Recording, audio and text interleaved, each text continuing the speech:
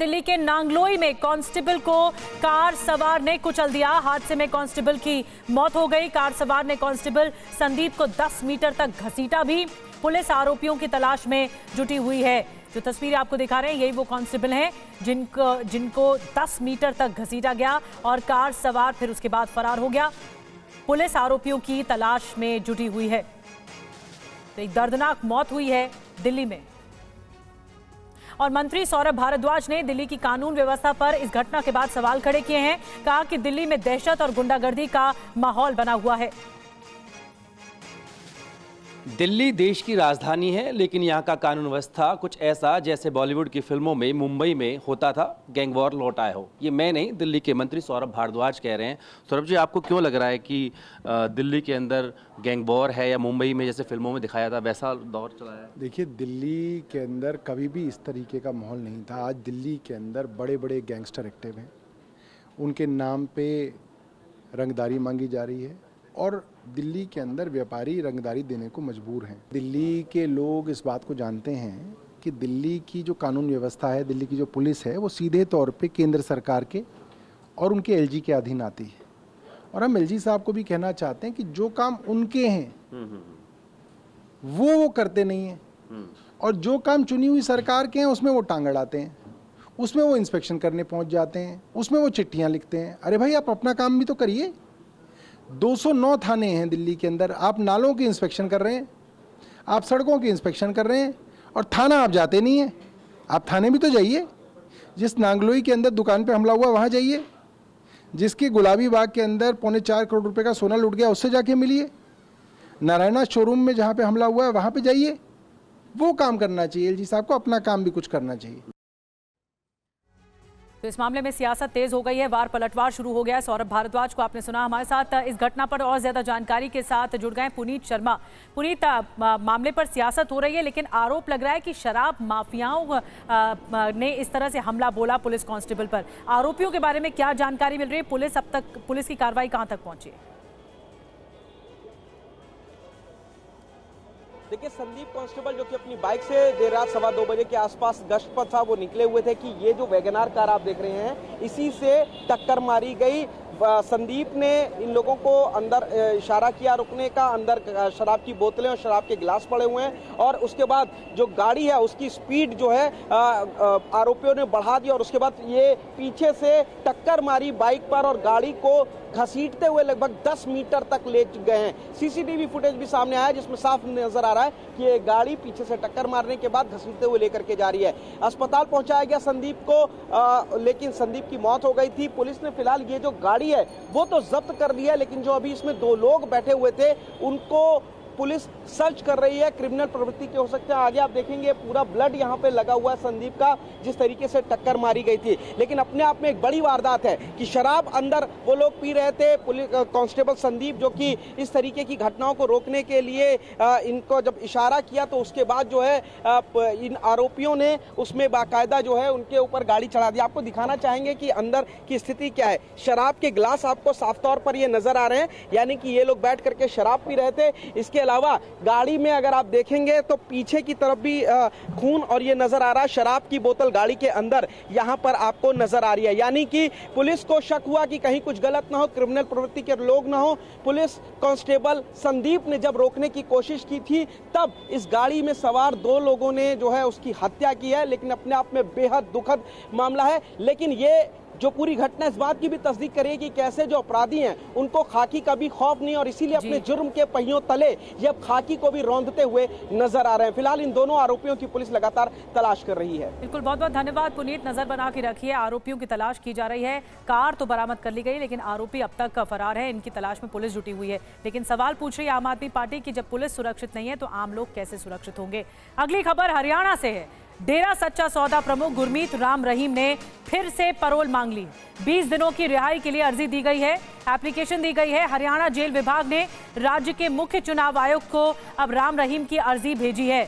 हरियाणा विधानसभा चुनावों से पहले राम रहीम की पैरोल के लिए अर्जी दी गई है और ये अर्जी जो दी गई है इसके बारे में और ज्यादा जानकारी मोहित मल्होत्रा दे रहे हैं। अर्जी में क्या कुछ कहा गया है, क्या वजह बताई गई है मोहित?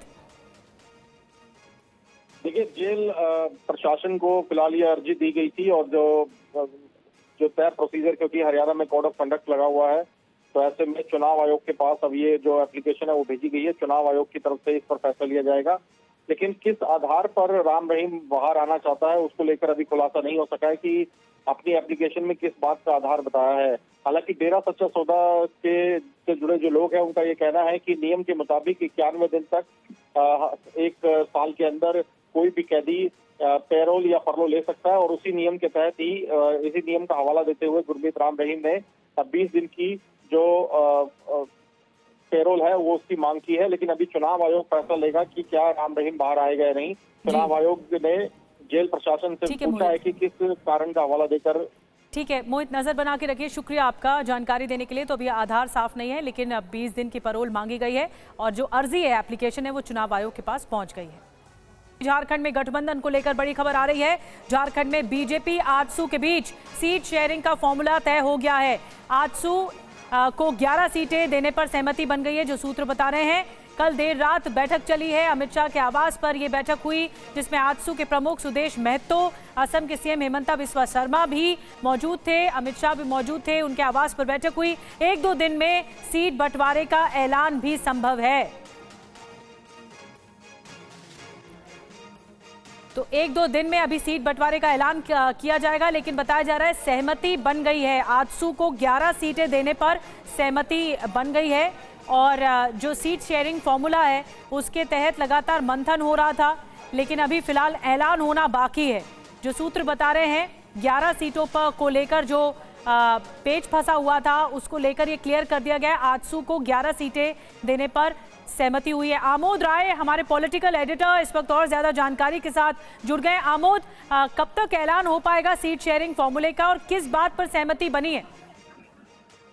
देखिए दीदी, आजसू बीजेपी के साथ चुनाव झारखंड में लड़ेगी, ये बात तय हो गया है। कल 2 राउंड की बैठक हुई गृह मंत्री अमित शाह के आवास पर, और पहले राउंड में आजसू प्रमुख सुदेश महतो खुद मौजूद थे, और दूसरे राउंड में जो देर रात बैठक हुई उसमें वहां के चुनाव प्रभारी हेमंत बिस्वा शर्मा और कुछ अन्य नेता गृह मंत्री के साथ बैठक की, और उसमें मोटा मोटी इस बात पे सहमति बन गई है कि आजसू को 11 सीटें दी जा सकती हैं, और इसका ऐलान अगले 1-2 दिनों में किया जा सकता है। खास करके आजसू 13 सीट मांग रही थी, लेकिन पहले से बीजेपी ने मन बना लिया था कि 8-9 सीट देंगे।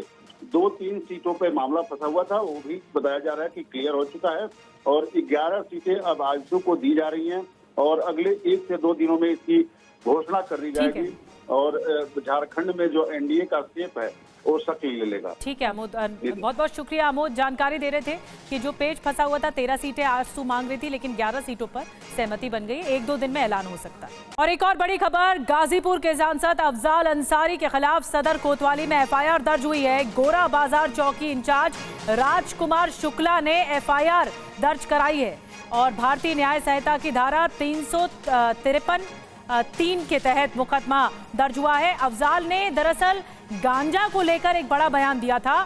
साधु संतों, अफजाल के बयान से जो साधु संत हैं वो नाराज बताए जा रहे थे, और गांजा को लेकर जो बयान दिया था, अब इसको लेकर FIR दर्ज हो गई है। आपको सुनाते हैं सांसद अफजाल अंसारी ने गांजा को लेकर क्या बयान दिया था, जिसके बाद अब मुश्किलें बढ़ गई। ये गांजा को हम कहते हैं कि आप कानून का दर्जा देके इसे वैध कर दो, लेकिन कानून का इतना बड़ा माखौल क्यों लाते हो? लाखों करोड़ों की संख्या में गांजा पीने वाले लोग खुलेआम गांजा पीते हैं। अब भांग का लाइसेंस मिलेगा, लेकिन गांजा का तो लाइसेंस भी नहीं है। यह ऐसी अवैध चीज है। लाखों करोड़ों, अभी कुंभ लगने जा रहा ना, एक आध मालगाड़ी भी अगर चली जाएगी गांजा की तो खत्म हो जाएगी, वो भी खत्म हो जाएगी। कानून बनाइए तो उसका सम्मान कीजिए उस रास्ते से, और या तो उसको छूट प्रदान करिए। हमारी मांग है कि बहुत सारे साधु संत महात्मा और बहुत सारे समाज के लोग गांजा बड़ा शौक से पीते हैं, और कहते हैं लोग साहब इसको पीने से भूख भी लगती है, स्वास्थ्य के लिए भी ठीक है। तो इसको हमारी मांग लगा के आप न्यूज चला दीजिए कि मेरी ये मांग है कि इसको कानून का दर्जा दे दो भैया। और अपने इसी बयान को लेकर अफजाल अंसारी घिर चुके हैं और पंकज झा हमारे रोविंग एडिटर इस वक्त और ज्यादा जानकारी के साथ मौजूद हैं। पंकज, इस मामले में एफआईआर दर्ज हो गई है, मुकदमा दर्ज हो गया है, क्या कुछ लिखा गया है एफआईआर में, आरोप क्या है? देखिए निधि, ये 4 दिन पहले गाजीपुर के सांसद हैं अफजाल अंसारी, उन्होंने बयान दिया था और आपने सुना भी, उन्होंने कहा था कि कुछ दिनों बाद प्रयागराज में कुंभ का मेला शुरू होने वाला है तो वहां भी इसको भेजा जाए। उन्होंने इसे एक्चुअली जो मुकदमा दर्ज हुआ है, जो पुलिस की तरफ से मुकदमा दर्ज कराया गया है सांसद के खिलाफ, उसमें ये कहा गया है कि इस तरह के विवादित बयान से हिंदू सनातन धर्म से जुड़े लोगों की भावनाएं आहत हुई हैं और इससे कानून और व्यवस्था बिगड़ सकती है, शांति भंग की आशंका है। प्रयागराज, बनारस, अयोध्या, मथुरा, वृंदावन के कई साधुओं ने इस बात पर घोर आपत्ति जताई थी कि इसे उन्होंने भगवान महादेव की बूटी बताया था गांजे को, और कहा था कि जिस तरीके से शराब और भांग के लाइसेंस मिलते हैं वैसे ही गांजे के लाइसेंस भी दिया जाए, और इसीलिए यूपी पुलिस की तरफ से उनके खिलाफ मुकदमा दर्ज किया गया है। जी शुक्रिया पंकज जी आपका जानकारी देने के लिए। तो पंकज झा बता रहे थे जो एफआईआर में लिखा गया उसमें यह कि साधु संतों की भावनाएं अफजाल अंसारी के बयान से आहत हुई हैं, नाराज हैं साधु संत, और उसके बाद ये एफआईआर दर्ज हुई है। मुश्किलें अफजाल अंसारी की बढ़ सकती हैं। और बड़ी खबर बता दें, एमसीडी स्टैंडिंग कमेटी के चुनाव का मामला सुप्रीम कोर्ट पहुंच गया है। आम आदमी पार्टी ने खटखटाया है सुप्रीम कोर्ट का दरवाजा, नियम कानून ताक पर रखकर चुनाव कराए गए, ये आम आदमी पार्टी का कहना है। मेयर ने स्टैंडिंग कमेटी के चुनाव को इलीगल बताया, अवैध बताया है। आम आदमी पार्टी ने वोटिंग में हिस्सा नहीं लिया था।